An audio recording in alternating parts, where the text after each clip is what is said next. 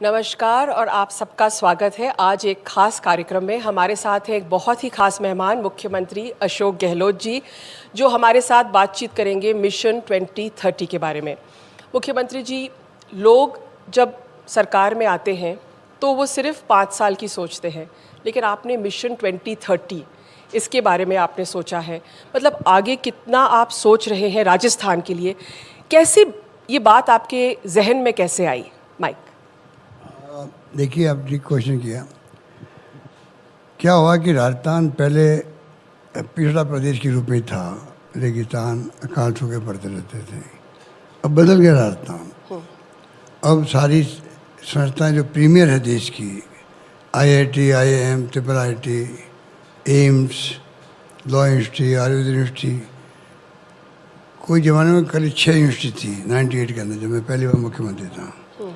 अब 96 यूनिवर्सिटी है। शिक्षण संस्थाओं में कॉलेज की संख्या हमने अभी 310 बनाई और सिर्फ 250 साल में। तो शिक्षा में जंप हुआ। RTH बना दिया, राइट टू हेल्थ एक्ट बना दिया, 25 लाख का बीमा कर दिया। तो जो योजनाएं हमने बनाई है राजस्थान के लिए, वो भी मिसाल है। तो शिक्षा के क्षेत्र में, स्वास्थ्य के क्षेत्र में, इंफ्रास्ट्रक्चर के अंदर 10 लाख 50 करोड़ के MOU साइन हुए। ऐसे ही नहीं आए वो, उनके वजह होमवर्क हुआ राजस्थान के अंदर। MSME कानून बनाया, मान लीजिए हम लोगों ने। RIPS 2019, RIPS 2022-23 का निर्माण हुआ।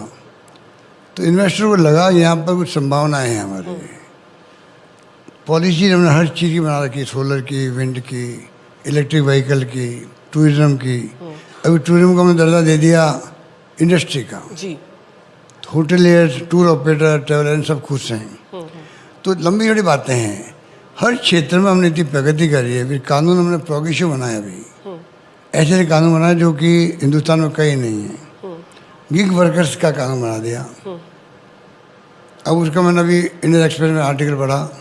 मिस्टर मैथ्यू है कोई, न्यूयॉर्क के अंदर संबंध उनका, क्योंकि ये कानून हर राज्य में बने, दुनिया के मुल्कों में बनना चाहिए। तो कहने का मतलब ऐसे ऐसे काम हमने किए हैं। तब दिमाग में आया भाई कि जब सब काम, पिछड़ेपन वाली बात रही नहीं है, हम आगे निकल रहे हैं। आर्थिक विकास दर हमारी उत्तर भारत नंबर 1 है देश के अंदर। बड़े राज्यों में नंबर 2 है, आंध्र प्रदेश के बाद राजस्थान है। GDP हमारी जो है वो आपकी 6 करोड़ बढ़ रही, 6 लाख करोड़ बढ़ रही है 5 साल के अंदर। तुमने कहा था 2030 टारगेट बनाओ, 30 लाख की GDP हो राजस्थान में, स्टेट GDP। तो तमाम बातें सोच समझ के हमने तय की। उसका असर भी है राजस्थान, असर भी है। और मेरे ख्याल से आर्थिक विकास दर मायने रखती है। शिक्षा में जो जंप हुआ है जी, वो बहुत मायने रखता है। छात्रों के लिए, युवाओं के लिए हमने 500 बच्चों को भेज रहे हैं विदेश के पढ़ने के लिए। सरकार भेज रही है। अनुपति योजना हमारी 30,000 बच्चों की है जो खुद अफोर्ड नहीं कर सकते हैं, उनके लिए सरकार कोचिंग करवा रही है। उदाहरण अनेकों मिलेंगे आपको। किसानों के लिए अलग बजट पेश कर दिया हमने राजस्थान के अंदर। तो ऐसे ऐसे काम हो गए हैं हर क्षेत्र में। उससे लोगों को विश्वास जमा है ये राज्य कुछ कर सकता है। प्रतिभाओं की कमी नहीं रहता है। स्पोर्ट्स के अंदर हमने जंप किया है। उनके लिए पॉलिसी बदल दी हमने। अभी ग्रामीण ओलंपिक जी, ऐसा आइडिया कि हिंदुस्तान में कहीं नहीं था। आज़ादी के बाद में दुनिया के मुल्कों में मेरे ख्याल से पहला राज्य राजस्थान होगा जहाँ पूरे गाँव ने इन्वॉल्व कर दिया, कोई उम्र की सीमा नहीं। 30 लाख लोगों ने पंजीकरण करवाया। ग्रैंडफादर और ग्रैंड चिल्ड्रन साथ खेले। बहुत पॉपुलर रहा है जी जी। तो अभी इस बार 58,50,000 लोगों ने भाग लिया है।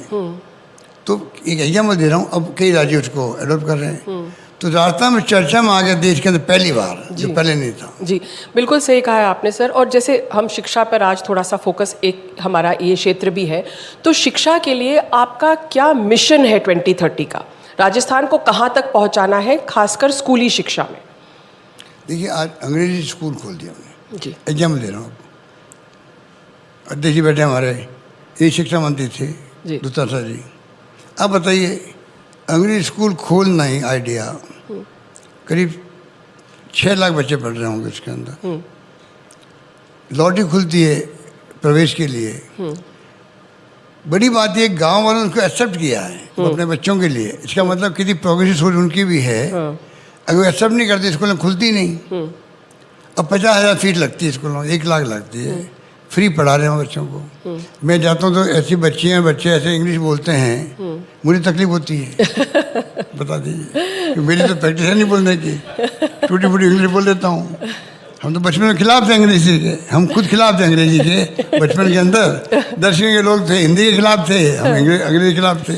पर अगर दुनिया के साथ चलना है तो जैसे आपने कहा कि हमको आगे का सोचना है, तो फिर अंग्रेजी आपने मतलब बोलना है बच्चों को। मैं कह रहा हूँ घर हम लोगों को होता है, हमने तय कर रखा था कोई भी जो मांग करेगा स्कूल दे देंगे हम अंग्रेजी की जी।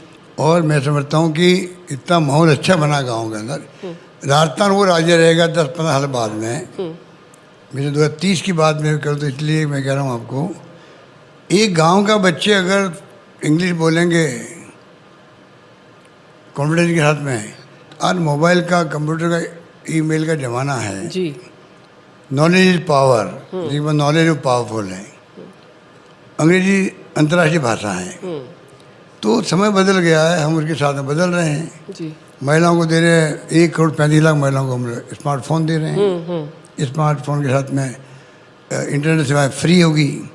तो बच्चों को जो ये अंग्रेजी वाली बात मैंने इसलिए कही आपको, गांव-गांव के बच्चे निकलेंगे वो, और राज्य सरकार अपनाएगी मेरे ख्याल से। अब तो इसको अपना लग गई होगी, तो अच्छी बात है जी। हमारे प्रयोग कई राज्यों में गारंटी के रूप में हो रहे हैं। अब हमारे प्रयोग में दबाव पड़ता है केंद्र सरकार पर। आज 500 में गैस सिलेंडर मैंने दे दिया। हिंदुस्तान पहली सरकार है जी। राजीव गांधी जी आए थे यहाँ जयपुर अलवर के अंदर, मैंने घोषणा कर दी, राहुल गांधी, 500 रुपये में गैस सिलेंडर मिलना बहुत बड़ी बात है उन परिवारों को जिनको प्रधानमंत्री जी उज्ज्वला योजना है। योजना उनकी थी, 400 का 1150 रुपये हो गया, वो बंद कर दिया काम लेना। आज वो बहनें और माताएं जो है 500 रुपये गैस सिलेंडर खरीद रही है। हम डीबीटी करें सबके लिए। अब भारत सरकार को दबाव इतना बढ़ा, उनको 200 रुपये कम करना पड़ा है। हम तो ये मांग करते हैं प्राइम मिनिस्टर से, मोदी जी से, कि भाई आज हम 25 लाख का बीमा कर दिया हमने बीमारी का, हिंदुस्तान में कहीं नहीं 25 लाख का बीमा। राइट टू हेल्थ एक्ट बना दिया, 100 यूनिट बिजली फ्री दे रहे हैं, मान लीजिए। बीमा गायों का भी कर दिया हम लोगों ने। सबको हम लोग 2000 यूनिट बिजली फ्री कर रहे हैं, किसानों के लिए कर रहे हैं। अन्नपूर्णा किट दे रहे हैं। इसकी जरूरत क्या है? अन्नपूर्णा, मैंने आपको कहा अनुप्रति योजना बच्चों को हम लोग 30,000 बच्चों को पढ़ा रहे हैं, स्कूटी दे रहे हैं। कोई जरूरत नहीं इसकी सबकी। एक एक्ट बनाए भारत सरकार जी, जैसे डॉक्टर मनमोहन सिंह जी ने और सोनिया गांधी जी के वक्त में जब वो चेयरपर्सन थी यूपी की, बने थे 4 कानून बने, RTI, RTE और फूड सिक्योरिटी और मनरेगा, जिसने कमाल कर दिया देश को, सबको राहत दे दी, गांव वालों को विशेष रूप से, खासकर कोविड के टाइम। और राजस्थान के लोग तो जानते हैं कि क्या भुगतना पड़ता काल के अंदर, उनको राहत मिल गई। कोविड के अंदर मजदूरों को भला हो गया। एक कानून और बनाया prime minister Modi ji, right to social security, जिसमें हर परिवार को इसी में जो हमारी योजना है ना, कि जो 5,000 10,000 के 12,000 का फ़ायदा मिल रहा है, इसमें 15,000 का फ़ायदा मिल रहा है 7 वर्ष के अंदर। तो क्यों नहीं एक ऐसा कानून बने, दुनिया के मुल्कों में है, यूरोपियन कंट्रीज में है। तो ऐसा कानून बने अध्ययन करके हर परिवार, जो नीडी परिवार, एक मजदूर भी है, बिल्डिंग बनी है यहाँ बैठे हम लोग, मशीन से नहीं बनी है, मजदूर काम किया, बुढ़ापे के अंदर वो काम नहीं कर सकता, घर बैठ जाता है, घर की स्थिति ऐसी नहीं, वो क्या खाए पिए। सिक्योरिटी गवर्नमेंट दे उसको, ये जरूरत नहीं पड़ेगी जो अलग अलग योजनाओं में उसको महंगे राहत दे रहे हैं हम लोग, जरूरत नहीं पड़ेगी, वो खुद ही उस सक्षम हो जाएगा। सर, आपकी सोच जो नेशनल सिक्योरिटी की आपने बात करी, शायद कहाँ से प्रेरणा है? क्योंकि आपने कभी हमको ऐसे बातचीत में, क्योंकि लंबे समय से हम आपका कवरेज कर रहे हैं, आपने बताया कि जैसे फॉर एग्जांपल जब आपने फ्री मेडिसिन भी शुरू किया था, कि अगर कोई अकस्मात किसी के फैमिली में कुछ हो जाता है तो उस श्रेणी के लोग तो बर्बाद हो जाते हैं, जैसे अगर बीमारी हो जाती। तो क्या आपकी प्रेरणा वहाँ से आई कि हमको नेशनल सिक्योरिटी एक्ट, क्योंकि आपने इतने साल गवर्नेंस में आपने लगाया है, तो कोई चीज़ आपके दिल को छू गई, जैसे आपने कहा कि ये बहुत ज़रूरी है? देखिए, बचपन के संस्कार काम आते हैं। पहली बार मैं मुख्यमंत्री बना 98 के अंदर। मैंने एक योजना शुरू करी, उसका नाम था मुख्यमंत्री जीवन रक्षा कोष। हालांकि उसमें इतने साधन नहीं थे हमारे पास, तो उनको लिमिट रखी, खाली बीपीएल के लिए रखी। बाद में हमने कुछ अमेंडमेंट भी किया, मुझे याद नहीं है। उसमें अनलिमिटेड खर्चा था उसका भी, 25 लाख इनका है, उसका वो भी नहीं था। कोई बीमार, कैसी बीमारी है, बीपीएल का फैमिली है, सरकार इलाज करवाएगी उसका। ये मेरे पहले टर्म की बात है। हालांकि वो स्कीम मैंने खूब प्रचार करने की कोशिश करी। अब तो मोबाइल फ़ोन, इंटरनेट, ये एफएम सब आ गए, वो तब भी उसमें इतनी पहुंच नहीं हो पाई गांव वालों तक। मुझे बहुत दुख भी हुआ।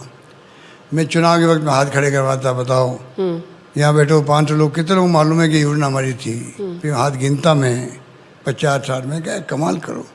अगर तुम सबको मालूम होता, कितने गरीबों को भला हो सकता था। ये पीड़ा मेरी थी उस वक्त में। सेकेंड टर्म में मुख्यमंत्री बना तो मैंने उस स्कीम को आगे बढ़ाया, बीपीएल को छोड़ करके सबके लिए टेस्ट फ्री और दवाएं फ्री, मेडिसिन फ्री मेडिसिन। ये भी स्कीम बहुत पॉपुलर हुई थी हमारी, बहुत ज़्यादा। राहुल गांधी जी ने तो इसको जगह जगह प्रचार किया इसका। WHO ने आपकी स्कीम को कहा था कि WHO ऑर्गेनाइजेशन, जी, WHO ने तारीफ हमारी कोरोना मैनेजमेंट की करी है, भीलवाड़ा मॉडल की। तो जी जी, इतना शानदार प्रबंधन हमने किया था। तो उस वक्त में हमने इसको लागू किया। और तो परसों की दवाएं फ्री कर दी हमने, जो दुनिया हिंदुस्तान में कहीं नहीं होगी। अब थर्ड टाइम जब मुझे अवसर मिला तो हम और जंप किए कि भाई 25 लाख, पहले 10 लाख किया, अब 25 लाख का बीमा है। और आपको आश्चर्य होगा, मेरे पास आंकड़े नहीं हैं, सब राज्यों में कि 15% है, कि 20% है, कि 30% है। केंद्र सरकार मुश्किल 20-25% होगी। खाली सोशियो इकोनॉमिक सेंसस जो हुआ था यूपी गवर्नमेंट का, उन तक सीमित है उनका 5 लाख का बीमा है। हमारा बीमा सबके लिए है, पूरे प्रदेशवासियों के लिए। 96% पहुँच गए होंगे हम लोग जी। इतना बड़ा फर्क पड़ गया। जी बिल्कुल। तो इसलिए रात दिन का फर्क है, तो पब्लिक सबके लिए है। 93 या 96 में याद नहीं आ रहा, तब तक पहुंच गए। तो कहने का मतलब कि मैंने गारंटी दी, गारंटी दी अभी हमने महंगाई राहत शिविरों में 1,82,00,000 लोग आए ने आके लेके कार्ड ले गए, परिवार आए, और 7,80,00,000 के आस पास गारंटी कार्ड मिले उनको। महंगाई में बहुत बड़ी राहत उनको मिली है, ये बात थी। जी सर, अभी करीब करीब सर्वेज ख़त्म हो गए हैं और सुझाव भी आ गए हैं मिशन 2030 के लिए, जो लोग सुझाव दे रहे हैं ऑनलाइन, फिर फेस टू फेस सर्वे आए हैं। तो आपने कुछ फीडबैक देखा है क्या? आपको क्या अच्छे लगे 2-3 सुझाव, वो हमारे साथ शेयर कीजिए। तो मिशन 2030 मैं 5 तारीख को हम लॉन्च कर रहे हैं डॉक्यूमेंट पूरा, उस दिन बताएंगे आपको। अभी मैं इतना ही कहना चाहूँगा, 2.5-3 करोड़ लोगों ने सुझाव दिए, मान लो बहुत ज़्यादा होते हैं। इसका मतलब है कई लोगों ने शिकायत की होगी, हमारी आलोचना भी करी होगी, जिला प्रशासन की आलोचना करी होगी, कोई काम नहीं हुआ होगा, अनुभव बताया होगा, सब जानते हैं हम लोग जी। वो भी मैं उसको लेता हूँ उस रूप में, वही हमें फीडबैक मिलेगा, वो हमारे काम आएगा गवर्नेंस के लिए।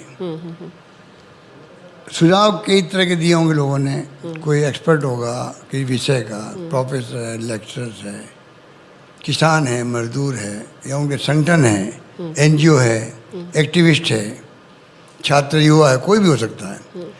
तो वो फिल्टर कर रहे हैं हम लोग, करीब 200 लोगों की टीम बनाई, बकायदे फिल्टर कर रही है। 5 तारीख को हम लोग, 5 अक्टूबर को हम लॉन्च करेंगे उसको जी। और पब्लिक से अभी से कहने लग गए हैं, ये सुझाव आप बंद मत कीजिए, आप देते रहिए। एक अलग से हमने बना दिया इसका, मिशन 2030 के नाम से, आगे चलता जाएगा। अच्छा डॉक्यूमेंट बनेगा तो आने वाली पीढ़ियों काम आएगा। अच्छा, दूसरी बात है 2030 में कौन तो मुख्यमंत्री रहेगा जी, कौन पार्टी सरकार में रहेगी, किसी को नहीं मालूम है जी। जनता माई बाप है। कुछ लोग आलोचना कर सकते हैं, मैं 2030 की बात क्यों कर रहा हूँ। हाँ। मेरा फर्ज बनता है कि मेरी गवर्नमेंट है जिसने अच्छी गवर्नेंस दी है राजस्थान के अंदर। हाँ। लोग बहुत इम्प्रेस है उससे, बहुत खुश है लोग, तो मैं क्यों नहीं बात करूं भाई कि आगे फ्यूचर के लिए भी मतलब ये होना चाहिए डॉक्यूमेंट हमारा जी। वो काफ़ी लोग ये सवाल भी कर रहे हैं कि आपने 2030 के लिए जो डॉक्यूमेंट दिया है, क्या आप वापस मुख्यमंत्री बन के आ रहे हैं? इसलिए मैंने कहा कि कौन मुख्यमंत्री उस वक्त बनेगा, अभी तो 23 चुनाव आ रहे हैं। फिर 28 के चुनाव आएंगे, उसके बाद 30 आएगा। जी। पर प्रदेशवासियों के लिए हमारा कमिटमेंट है कि मैं क्या सेवा कर सकता हूँ। जी। उन्हीं के अनुभव उनके काम आएंगे। हम लोग तो अनुभवों का संकलन कर रहे हैं खाली। पब्लिक ही अनुभव दे रही है, सुझाव वो दे रही है, उन्हीं के काम आएंगे। जी। सर, 2-3 साल पहले आपने एक बहुत बोल्ड स्टेटमेंट दिया था, जो मेरे को लगा कि बहुत बोल्ड स्टेटमेंट था, इसलिए मैं एक सवाल उस पर करना चाहूँगी। आपका 2030 के लिए विजन महिलाओं के लिए क्या है? क्योंकि मेरे को याद है 2-3 साल पहले आपने कहा था कि राजस्थान में ये जो घूंघट से बाहर आना ज़रूरी है महिलाओं के लिए। तो ये बात जो आपने कही मेरे को बहुत अच्छी लगी क्योंकि मैंने काफ़ी रिपोर्टिंग करी है राजस्थान में, और जब मैं भी गांव जाती हूँ तो मेरे इन-लॉज भी मेरे से घूंघट करवाते हैं पर ठीक है, वो एक मर्यादा है। पर घूंघट से बाहर आना जो आपने कहा था, आपकी सोच ये थी शायद कि महिलाओं को सशक्त होना चाहिए। तो आपकी महिलाओं के लिए क्या विजन है 2030 का? देखिए, वैसे तो महिलाएं जो है, हम लोग बहुत लक्की है, देश के महिला भी लक्की है, सौभाग्यशाली है, भाग्यशाली भी है। अमेरिका और इंग्लैंड, वहाँ 100 साल लगे महिलाओं को मतदान का अधिकार देने के लिए। हम सौभाग्यशाली देश के अंदर, पहले पुरुष प्रधान देश हमारा है, इसलिए घूंघट भी है। परंतु जो संविधान निर्माता थे डॉक्टर अम्बेडकर थे, या गांधी जी के सानिध्य में जो सरकार आज़ाद हुआ मुल्क, पंडित जवाहरलाल नेहरू, सरदार वल्लभ भाई पटेल या मौलाना आज़ाद, बड़े बड़े नेता थे, उस माहौल के अंदर संविधान सभा ने जो प्रस्ताव किया, उसके अंदर महिलाओं को संविधान में बराबरी का अधिकार दिया गया, मत का अधिकार दिया गया। इतना प्रोग्रेसिव स्टेट हमारा शुरू से बन गया।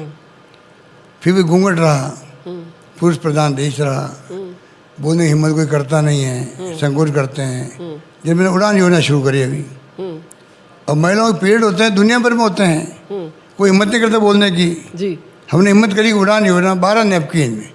अमीर लोगों के घरों में तो नैपकिन मिलते हैं, उनको स्वस्थ रहती हैं। गरीब आदमी, महिला बेचारी कि कह नहीं पाती संकोच के अंदर, और वो मतलब इन्फेक्शन बार बार होते हैं महिलाओं को, बल्कि मतलब कई कैंसर हो जाते हैं, बच्चा पैदा नहीं होता, वो स्थिति बन जाती है।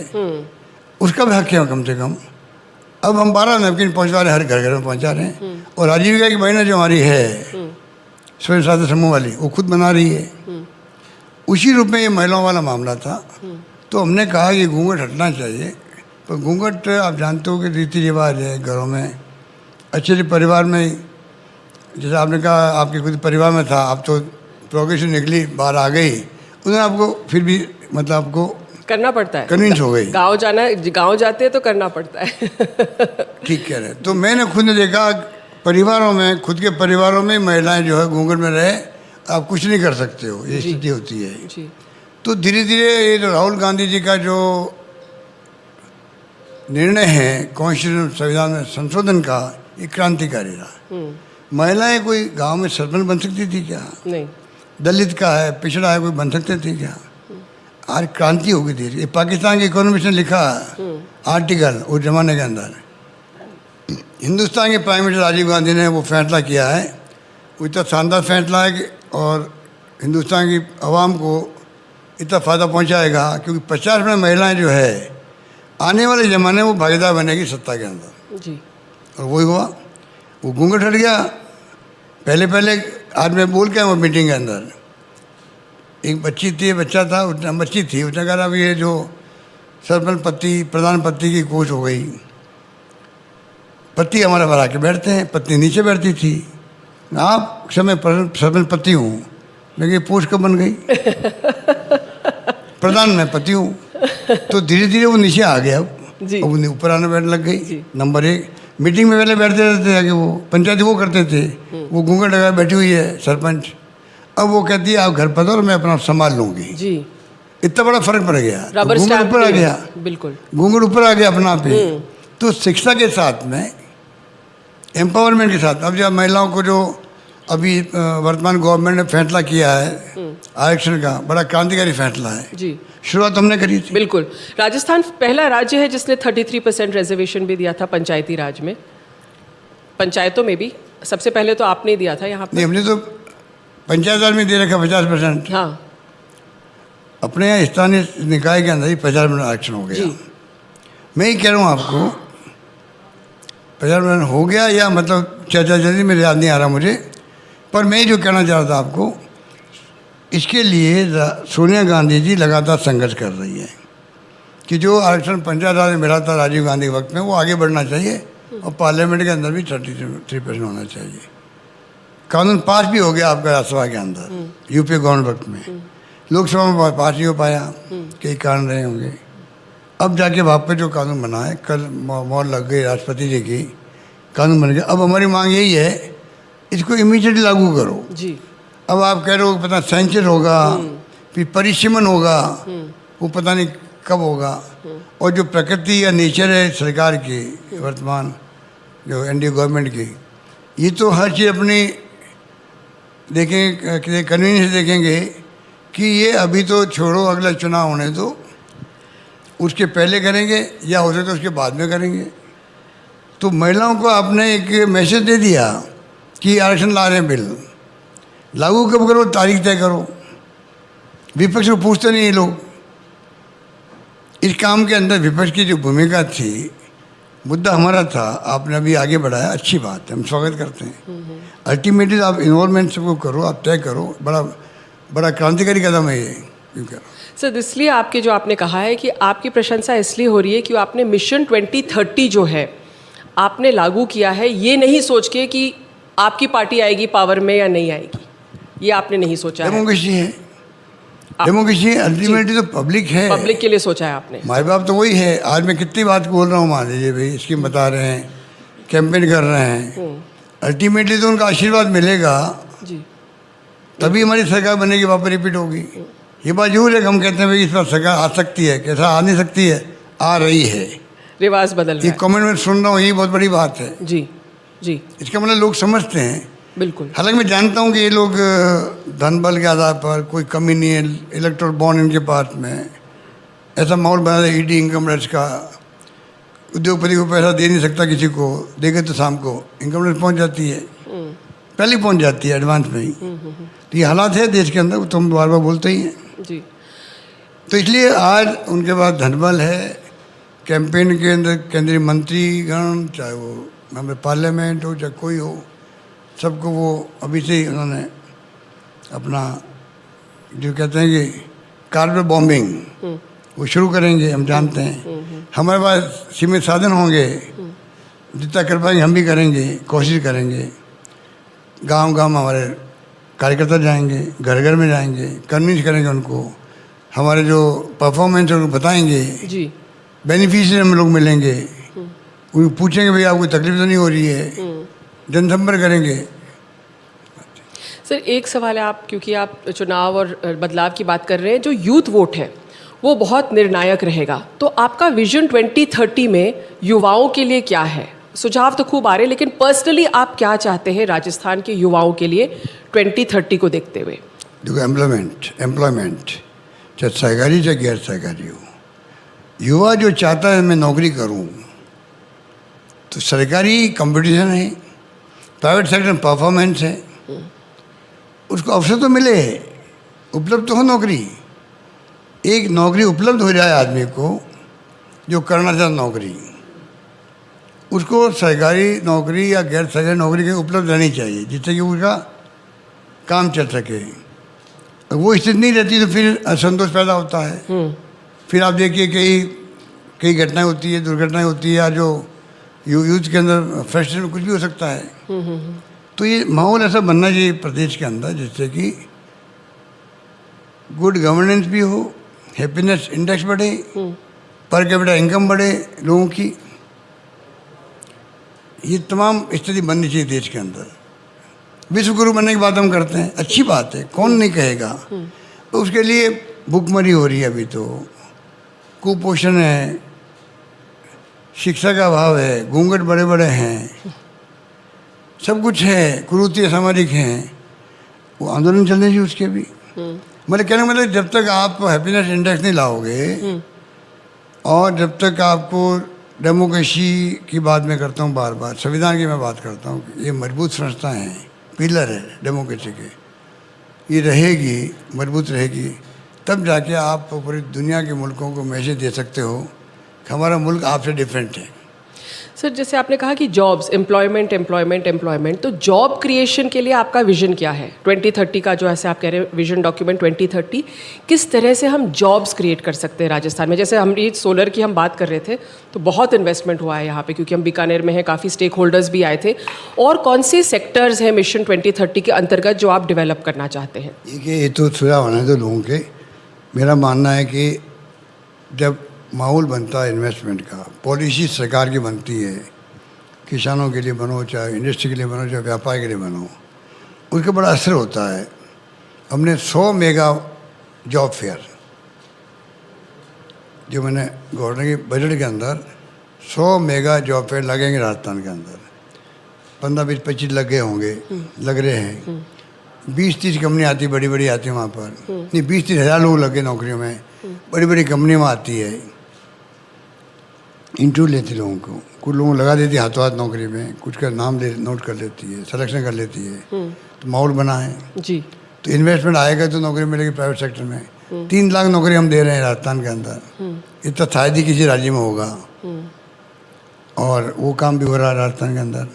तो अल्टीमेटली एक यूथ क्या चाहता है, अपना फ्यूचर क्या हो, वो फ्यूचर के लिए चिंतित होता है, उसको अच्छी गाइडेंस मिले, उसका पर्सनैलिटी का अनुरूप गाइडेंस मिले, भाई इस सेक्टर में तुम्हें जाना चाहिए, जाए नहीं, उसकी मर्जी है, परिवार का दबाव उसके ऊपर नहीं हो। आत्महत्या हो रही है कोटा के अंदर, कितना दुख होता है, एक परिवार का बच्चा आत्महत्या कर ले, 15-20 साल का बच्चा है वो, तो हम लोग उसकी पूरा इंक्वायरी बैठवाई, मैंने अभी कमेटी बनाई है, क्या क्या रिपोर्ट भी आ गई उसकी, हम अध्ययन कर रहे हैं जी, कैसे ये आत्महत्या रुके, कहाँ क्या कमी है संस्थाओं में, कहाँ कमी है परिवार के अंदर, क्या बच्चों को गाइडेंस मिली कि नहीं मिली, कारण क्या था सुसाइड करने का।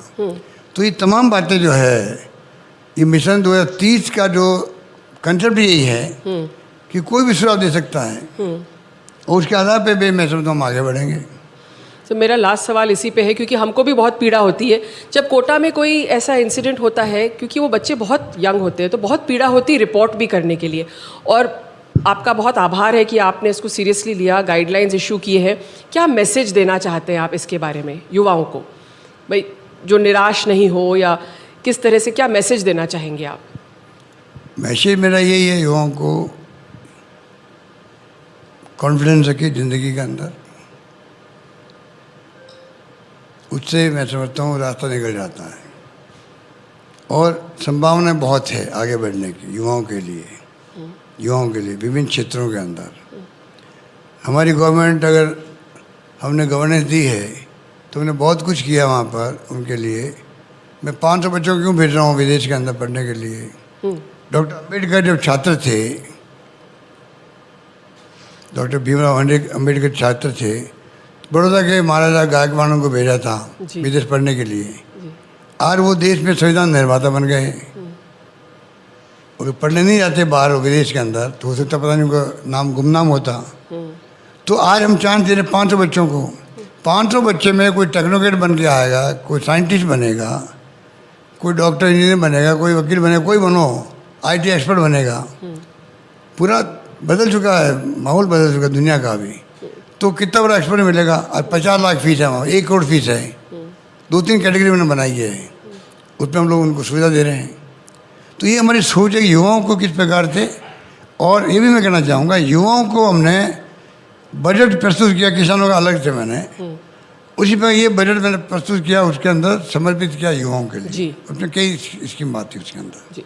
बस एक लास्ट सवाल है, क्योंकि हम बीकानेर में हैं, तो आप जैसे उद्योग और जॉब्स की बात कर रहे हैं, बीकानेर ने घरेलू उद्योग भुजिया, पापड़, अचार को एक ग्लोबल ब्रांड बना दिया, और शायद आपने उनसे आज बातचीत भी की, उन लोगों से, स्टेक होल्डर से। तो क्या अच्छा लगा आपको, और क्या सुझाव आप वहाँ से दे सकते हैं? मतलब एक गृह उद्योग एक ग्लोबल पेटेंट बन गया आज की डेट में। देखिए, यहाँ करीब 70-80 हज़ार लोग काम करते हैं इस उद्योग के अंदर। पापड़ बड़े हैं, अचार जो भी, भुजिया ही बहुत पॉपुलर हो गया दुनिया के अंदर। तो ये उद्योग पनपना चाहिए, और सरकार की सहायता पूरी मिलनी चाहिए। कुछ सुझाव उन्होंने दिए हैं, हमने नोट किए हैं, हम आगे बढ़ाएंगे। और जैसे उनका ड्राई पोर्ट की बात की तो मुझे अच्छा लगा, एक्सपोर्ट जो हो रहा है तो उनको सुविधा मिल जाएगी, उनको और ट्रांसपोर्ट नहीं करना पड़ेगा सामान। तो ये अच्छी सुझाव है, अच्छा डिस्कशन भी अच्छा हुआ जी। मैं समझता हूँ कि बीकानेर में संभावनाएं बहुत ज़्यादा है काम की भी, आगे बढ़ने की। अपना पे ये आप बताइए, भुजिया, बीकानेर भुजिया जी, ये बड़ा उद्योग बन गया है। वही मिठाई का अच्छा उद्योग है यहाँ पे वो भी। तो मैं समझता हूँ पापड़, चाहे बीकानेर भुजिया हो, चाहे मिठाइयाँ हो, जोधपुर हो या जयपुर हो, या अब तो सब जिलों में होने लग गया। पर बीकानेर, जोधपुर, कोई ज़माने में तो दो जगह ऐसी थी जहाँ ज़्यादा मिठाइयाँ लोग खाते भी थे और पसंद भी करते थे। बिल्कुल। बस लास्ट है कि भाई आपने जैसे कहा कि राजस्थान, मुझे लास्ट कह चुकी हो। नहीं, मैं वाइंड अप करके ये कह रही हूँ कि आपने जैसे कहा राजस्थान में अवसर बहुत है, बहुत सारे अवसर हैं, संभावनाएं बहुत है, लेकिन डायरेक्शन की ज़रूरत है जो मुख्यमंत्री जी ने विजन 2030 को लेकर, मिशन 2030 को लेकर दिया है और हर वर्ग और हर सेक्टर के लिए दिया है। तो वो मुझे पूरा विश्वास है प्रदेशवासियों पर। जो माहौल मैंने देखा कोरोना के अंदर, अगर आप मुझे पूछें भाई कहाँ से आपको ये दिमाग में से बात आई है, कोरोना में जो मैंने आह्वान किया कोई भूखा नहीं सोना चाहिए जी, मुझे खुशी है। उस पर खुद की जान के लाले पड़े हुए थे, मैं खुद बचूंगा नहीं बचूंगा, ये माहौल था दुनिया के अंदर जी। उस माहौल में यहाँ की जनता ने, एक्टिविस्ट ने, धर्मगुरुओं ने, पॉलिटिकल पार्टी कार्यकर्ताओं ने, सरकारी गैर सरकारी लोगों ने, पुलिस कांस्टेबल हो, होमगार्ड का आदमी हो, चपरासी हो, कोई हो, सबने भूमिका अदा करी। बिल्कुल। 32 लाख लोगों को हमने ढूंढवाया जिला प्रशासन के थ्रू। कोई भूखा नहीं सोना चाहिए, वो भी कोई रैन पेशेंट हो जाता रात को, लावारिस है, या ठेले वाले थे जी। जब लॉकडाउन हो गया, घरों में लोग बंद थे, तो ठेले वाले की कहाँ इनकम होगी, वो जाएगा कौन उसके पास में, ठेले बंद हो गए। उन सबको हमने 5,500 रुपये भेजे, 5 बार डीबीटी करी हमने। तो कहने का मतलब हमने बहुत ध्यान रखा और जो जनता ने साथ दिया, कोई भूखा नहीं सोना चाहिए, वही माहौल बना, उसमें हम कामयाब हुए। तब मुझे लगा इस प्रदेश की जनता में जज्बा भी है, कमिटमेंट भी है, भावना भी है, और अगर आह्वान करो तो कुछ भी वो कर सकते हैं। बिल्कुल। इसलिए 2030 का मिशन का आह्वान भी हमने किया। बिल्कुल।